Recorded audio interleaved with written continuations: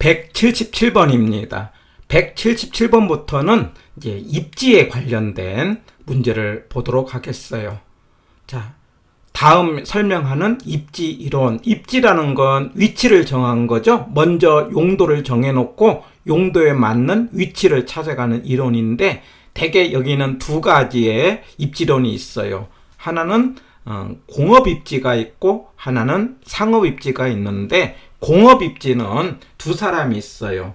최소 비용 이론, 베버라는 사람의 최소 비용 이론과 여기요, 르시라는 사람의 최대 수요 이론, 이 두 사람이 있거든요. 예, 근데 베버는 비용이니까 비읍 나오잖아요. 예, 르시는 시옷 나왔잖아요. 수요 나왔잖아요. 시옷 기억해서 공장을 만들 때 어디다가 공장을 만들 거냐, 비용이 가장 적게 드는 쪽에다가 공장을 만들자라고 이야기한 사람이 베버라는 사람의 최소 비용 이론이라면은, 공장이라는 건 결과적으로 돈을 많이 벌려고 한다. 돈을 많이 벌려면은 수요가 많아야 된다 라고 이야기하면서, 시장이 확대되면서 수요가 많은 곳에다가 공장을 만들자라고 이야기한 사람이 르시라는 사람의 최대 수요 이론이에요.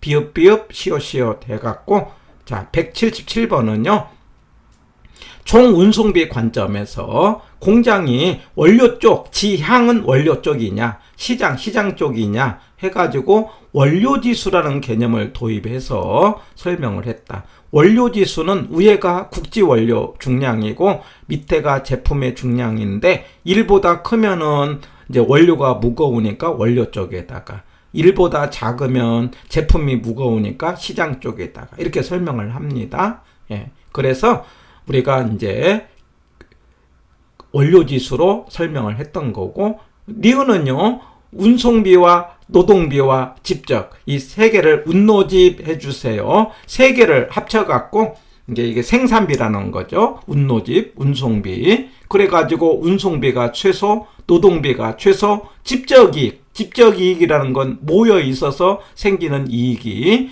이걸 고려해갖고 최소 비용을 결정했다. 그런데 가장 강조한 게 운송비를 가장 강조하면서, 추가적인 운송비가 같은 것을 등비용선, 비용이 같다, 등 같다, 이렇게 설명을 하게 되는데, 이렇게 한 사람이 1번의 베버의 최소 비용 이론. 그래서 공장은 두 가지가 있다. 베버의 최소 비용 이론, 르시의 최대 수요 이론, 비읍 시옷 기억하고요. 그 다음에 이제 2번의 호텔링의 상호 의존 이론, 이거는 이제 32회 때 처음 나오는데, 두 점포가 이제 입지를 할 때 의존한다. 자기만의 생각이 아니고 경쟁을 통해서 가장 중앙에 입지한다 해서, 이제 어떤 장소에 들어갈 때 자기만이 아니고 경쟁자를 생각해서 서로 이제 마주보고 입지하는 거. 우리 보면 교통이 좋은 곳에 주유소가 둘이 마주보고 있지 않습니까?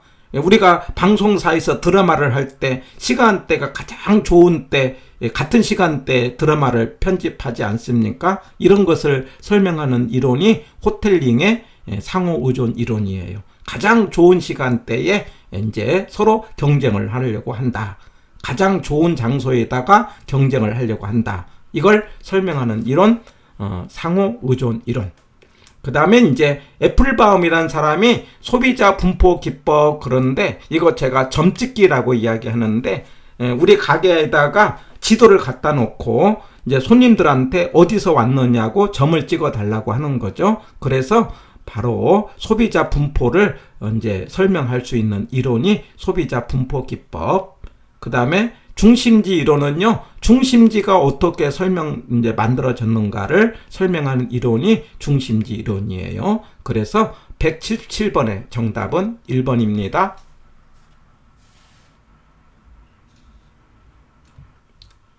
자, 체크포인트로 공업입지 이론을 한번 생각을 하는데, 그 중에서 최소 비용 이론과 최대 수요 이론, 베버라는 사람이 비용이 가장 적게 드는 쪽에다가 공장을 만들자. 비읍. 그 다음에 르시라는 사람이 수요가 가장 큰 쪽에 만들자. 시장 확대가 큰 곳이다. 이렇게 이해를 하고, 그때의 배버의 최소 비용은요, 세 개를 고려한 거죠. 운노집, 운송비와 노동비와 집적이익을 고려해갖고, 최소가 되려면은 운송비가 최소가 되고 노동비가 최소가 되고 집적이익이 최대가 돼서 전체의 생산비가 최소가 되는 지점에다가 공장을 만들자, 이렇게 이야기를 하는 거예요. 그런데 이때 가장 강조된 것을 운송비를 가장 강조를 하죠. 오늘날에는 노동비가 중요하죠. 노동비가 오늘날 인건비 아닙니까? 그래서 오늘날의 비용 줄일 때 사람부터 줄이는 것을 보게 되죠. 그러나 이 당시는 물류에 해당되는 운송비가 중요했는데, 이때 이제 그 운송비를 따질 때 말하자면은 원료와 제품에 관련돼 갖고, 여기서 원료와 제품의 무게와 거리에 수송비가 뭐한다? 비례한다고 가정을 한 거죠. 이거는 AX, BY는 뭐냐? A의 뭐냐면은 재료, B의 재료를, X는 거리, B의 거리입니다. 그러니까 두 개의 재료를 가지고 Z라는 상품을 만들어서 이제 운송을 한다, 이런 개념이에요. 그러면 전체 운송비는 AX, A의 무게와 A의 거리, BY, B의 무게와 B의 거리, 플러스 C의 제품의 무게와 Z의 거리,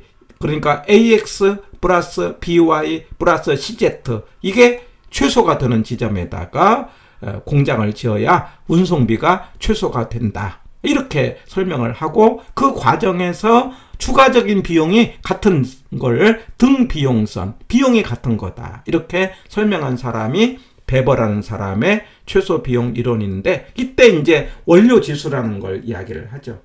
위에가 이제 국지 원료, 밑에가 제품인데, 이제 1보다 크다는 건 위에가 무겁다는 거니까 무거운 쪽에다가 공장을 만들자, 원료 쪽.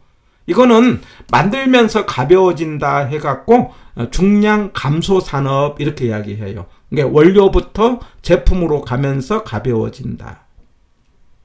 중량 증가 산업은 만들면서 무거워지니까 이게 이제 청량음료 같은 건데, 이때는 시장 쪽으로 가자. 자, 그런데 원료와 제품값만 따진 것이 아니고 전체 원료, 전체의 운송비를 따지는 것이 입지 중량이라는 말이 있어요. 그냥 입지 중량이라는 말이 나오면은 계산을 하면은 원료 지수 플러스 1이 돼요.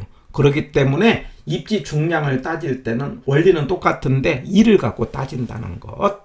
이렇게 해서 이제 참고로 기억을 하시고요. 원료 지수, 위에는 국지 원료고 밑에는 제품의 중량을 통해서 어느 쪽에다가 공장을 만들어야 운송비가 적게 들 거냐를 설명을 했다. 자, 여기에서 두 사람, 아까 이제 상호 의존, 그러면 이제 두 업체가 경쟁 속에서 가장 수요가 큰 곳에다가 공장을 만들자. 이제 이건 공장이라기보다는 여기는 이제 저기입니다. 입지예요. 이제 어떤 산업을 할 때, 어떤 업종을 택할 때, 그럴 때 아까 주유소가 위치가 좋은 곳에 마주보고 있는 거, 중앙에 가장 나란히 입지하더라. 아까 드라마가 같은 시간대에 편성되더라. 이런 것들은 상호 의존하면서 가장 수요가 큰 쪽으로 가다 보니 중앙에 가장 위치가 좋은 곳에 서로 입지를 하더라 라고 설명한 것이 호텔링이라는 사람의 상호 의존 이론이고, 그 다음에 소비자 분포를 CST라고 하는데, 이 S가 스포트예요.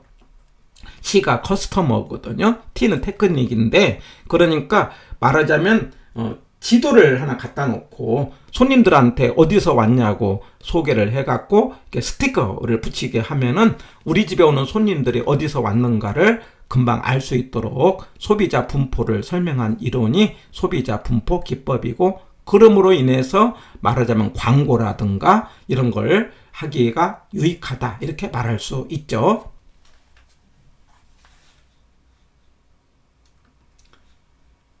(178번입니다) 자, 지금부터는 우리가 이제 상권 이론에 관련된 내용인데 네 사람을 이야기할 거예요. 제가 크래커,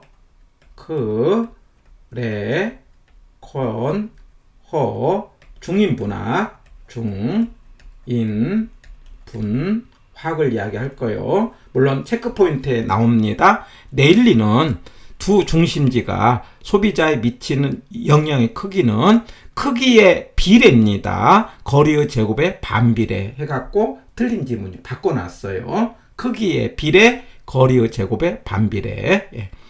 2번, 배번은요, 운노지 세 가지를 고려해서 비용이 최소화되는 지점에다가 공장을 만들자. 맞습니다. 자, 컨버스는요, 크래커 세 번째 사람이에요. 이따 체크 포인트로 되겠는데, 이 경계선을 설명을 했어요. 경계선을요. 그래갖고, 맞습니다. 그 다음에 4번, 허프는 네 번째 사람이에요. 그래서, 말하자면은, 그 확률을 설명한 사람이고, 그때 이제 마찰계수라는 것을 도입을 하면서 거리라든가 경쟁 점포 수라든가 면적이라든가 이런 걸 고려해서 결정된다고 보았다. 맞습니다. 그 다음에 크리스탈러, 이 사람은 중심지가 어떻게 만들어졌는가. 이게 중심지라는 것은 말하자면 상업지구라고 생각하시면 되고, 그럴 때 물건이 팔려가는 거리, 재화의 도달 범위, 그 다음에 최소 요구치, 그러니까 최소한의 수요자 수를 통해서 중심지의 성립 과정을 설명했다. 5번도 맞는 말이고 178번의 정답은 1번이 되겠어요. 이거 체크포인트로 한 번 더 점검을 해봅시다. 자, 네 사람을 기억하고요. 첫 글자로 크래커, 그 다음에 중위분학. 대단히 중요해요. 중심지 이론이에요. 중심지가 어떻게 만들어졌는가를 설명했다. 그때의 중심지라는 것은 중심지역이다. 오늘날의 이제 상업지역이라고 생각하고 두 말을 갖고 설명해요. 물건이 팔려가는 거리, 이걸 뭐라고 하자? 재화의 도달 범위. 그러면 팔려갈 때 맨 끝이 더 이상 사는 사람이 없기 때문에 판매량이 0이 되는 지점이 되겠어요. 그리고 최소한의 수요자 수, 이걸 최소요구치. 그래서 중심지가 성립하려면은 재화의 도달 범위 안에 최소요구치가 있어야 된다. 라고 설명하면서 중심지가 어떻게 만들어졌는가를 설명을 했어요. 말하자면 시장을 설명을 했어요. 그러니 다음에 나온 사람 네일리가 시장과 시장 사이의 유인력, 당기는 힘을 설명을 한 거예요. 그럴 때 그 유인력은 이 공식에 꼭 알아주세요. 그러니까 위에가 인구고요. 밑에가 거리의 제곱이에요. 이거는 위에 있는 것은 뭐가 돼요? 비례. 밑에 있는 것은 반비례. 인구의 비례, 거리의 제곱의 반비례. 이렇게 시장과 시장 사이의 유인력, 당기는 힘을 설명을 하니까 세 번째에 해당되는 컨버스가, 그러면 이제 시장이 큰 곳이 있고 시장이 작은 곳이 있을 때 그 유인력의 같은 지점, 말하자면 경계선을 계산을 했다라는 거예요. 이거는 간단하게 뒤에 있는 문제를 통해서 생각을 하겠고요. 네일리의 법칙을 수정해갖고 분기점을 찾아낸 사람이 세 번째의 컨버스라는 사람이고, 네 번째는 이제는 시장 안에서 이제 소비자들이 갈 데가 많아요. 그러니까 이제 소비자가 선택을 합니다. 그렇기 때문에 허프에 가면은요, 소비자가 선택한다는 점에서 미시적 분석이 되는 거예요. 그때 선택할 때 마찰계수라는 개념을 도입을 해요. 그러니까 마찰이라는 것은 뭘 못하게 맞는 거예요. 그럴 때 이 네일리의 계산과 허프의 계산은 원리적으로는 똑같아요. 그런데 차이점이 네일리는 무조건 제곱을 했는데 비해서 허프에서는 마찰계수를 줬다는 거. 아마도 올해는요, 33회 때는 허프의 유인력 계산이 나올 가능성이 많은데, 무조건 2를 주지 않냐고. 지금까지는 무조건 마찰계수를 2를 줬어요. 2를 주면은 네일리의 계산과 똑같아지는데, 이거 마찰계수가 다르게 주는 것에 대해서 조심을 하고, 자, 이럴 때 마찰계수 개념은 못하게 막는 거니까, 전문품은, 내가 파는 물건의 전문품은 소비자의 유인력이 크죠. 그러니까 못하게 하는 게 적어지죠. 마찰계수가 작게. 그 다음에 일상용품은 꼭 그곳만 갈 이유가 없잖아요. 그래서 마찰계수가 크게 이렇게 잡아서 이 마찰계수를 통해서 내가 어느 점포에 어느 시장에 갈 것을 확률적으로 설명한 사람이 네 번째 사람이다. 기억할 때 크래커 중림분학, 크래커 중림분학, 우리 과자 이름에 크래커 생각합니다. 중심지, 성립 과정, 내일리는 유인력, 그 다음에 세 번째 사람은 분기점, 네 번째 사람은 확률, 마찰계수. 이 말 기억을 하고 문제를 보겠습니다. 179번입니다. 자, 토지 이용이 도시를 중심으로 지불 능력에 따라 달라진다는 튀넨의 이론을 도시 내부에 적용한 사람을 동심원 이론이에요. 이게 튀넨의 이론이 말하자면 입찰지대 알론소한테 그 다음에 1900년대에 와서 버제스에 영향을 주었어요. 그래서 기억은 이제 이게 가가 되겠습니다. 동심원 이론이 해당이 된다는 것. 그러면 니은 공간적 중심지 규모 크기에 따라 상권의 규모가 달라진다. 중심지를 설명한 사람이 누구라고 하자? 중심지 이론. 그러니까 다가 되겠죠? 중심지 상업지구를 설명한 사람 크리스탈러의 중심지론. 그 다음에 디귿 특정 점포가 최대 이익을 얻을 수 있는 매출액을 확보하기 위해서는 어디로 가야 된다? 8가지를 제시했는데 특별히 강조한 것이 양립성이라는 걸 강조했다.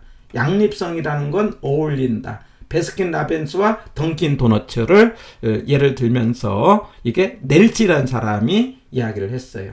라가 되니까 그러면 가, 다, 라가 되니까 179번의 정답은 3번이 되겠습니다. 180번입니다. 허프의 마찰계수 이야기예요. 네 번째 사람이죠. 그래서 중력 모형을 활용하여 상권의 규모, 매장의 매출액을 추정할 수 있어요. 그리고 2번, 1번은 맞는 지문. 2번, 마찰계수는 교통 조건, 쇼핑의 물건 특성에 따라 달라진다. 이 말이에요. 그 다음에 3번, 모형을 적용하기 전에 마찰계수를 먼저 정하자. 이 말이에요. 그런데 이제 교통이 나쁠 때는 못하게 하는 거니까 마찰계수가 크게 하자. 이 말이에요. 그런데 5번에 가서 전문품은 그 지역으로 끌어들이는 유인력이 크니까 일상용품보다 마찰계수를 작게 하자 이 말이죠. 해서 180번의 정답은 5번이 되겠어요. 그래서 두 번째 해당되는 네일리라는 사람과 네 번째 해당되는 허프라는 사람의 크래커 중립분학의 차이점, 공식은 똑같다. 그런데 네일리는 무조건 2가 들어갔고 허프는 마찰계수가 들어갔다는 것. 계산 문제 나올 때 마찰계수가 무조건 2가 아니라는 것 조심해서 계산을 해보시기 바랍니다. 181번입니다. 자, 옳은 것 됐네요. 호이트. 호이트 그러면 우리가 이제 선호, 동버 선호 좀 기억을 해보세요. 도시에서 나온 사람이에요. 도시는 전체적으로 원을 반영한 부채꼴 모양으로 해서 퍼져갔다. 교통을 따라서 퍼져갔다 라고 설명한 사람이 호이트의 선용이론 맞습니다. 그 다음에 니은 르시 이거 시옷 그래서 공장을 어디다 만들 거냐? 수요가 가장 큰 곳, 시장 확대 가능성이 큰 곳에다가 공장을 만들자. 시옷 맞습니다. 그 다음에 튀넨 고립국 이론. 그래서 리막튀 임마 차절이 뭐라고 했어요? 아래. 그러니까 리막튀 리카도 그 다음에 차액지대, 그 다음에 마르크스의 절대지대, 그 다음에 튀넨의 위치지대, 그 다음에 알론소 아래죠? 알론소의 입찰지대, 그 다음에 헤이그의 마찰비용. 그래서 튀넨이라는 사람이 고립국을 생각을 해갖고 그 다음에 작물에 그걸 공간적으로 다르게 농사를 짓는다 라고 설명한 사람이 튀넨의 고립국 이론 맞습니다.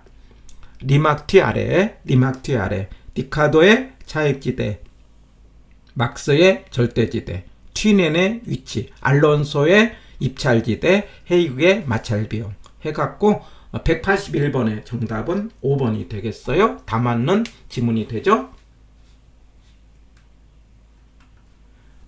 182번이 32회 때 나왔는데 이 문제는 당분간 나올 수 있는 것은 아니겠죠. 한번 나왔으니까 당분간은 쉬었다가 몇 년 후에 나오겠죠. 그런데 이 경계선을 찾아낸 거예요. 근데 이거 공식으로 하지 말고요. 상식으로 지금 제가 소개한 대로 하시면은 쉽게 구할 수가 있어요. 뭐냐면은 한쪽은 인구가 64만 명의 A도시가 있대요. A도시가. 그리고 B도시가 인구가 작은 16만 명의 이거 64만 명의 B도시가 있대요. 둘 사이 거리가 30km래요. 그럴 때 A도시가 크니까 경계선이 A도시가 조금 어떨까요? 경계선이 B 가깝게 있겠죠? 이만큼 있겠죠? 이렇게 경계선. 그럴 때 이게 몇 킬로냐 이걸 찾는 문제예요. 그러면 이런 문제는요. 일단은 그 인구비를 따져야 돼. 64만 대 16. 그러면 대개 주어질 때 이게 제곱이 나와요. 64는 8의 제곱이잖아요. 그 다음에 16은 4의 제곱이잖아요. 이걸 거리비로 갑니다. 그러면 8대 4가 나오고 8대 4를 약분하면 2대 1이에요. 이게 2대 1은 몇 대 몇 그러면 두 개 합쳐갖고 3분의 2, 3분의 1 그럽니다. 그러니까 A 쪽에서라고 했어요. A가 큰 쪽이잖아요. 큰 쪽은 64만 명을 봐야 되니까 결국은 3분의 2로 가서 답은 20km가 되고 정답은 4번이 됩니다. 그래서 몇 대 몇 이렇게 가면은요. 계산 공식 암기하지 않고도 쉽게 구할 수 있고 이거는 답은 4번이 됩니다.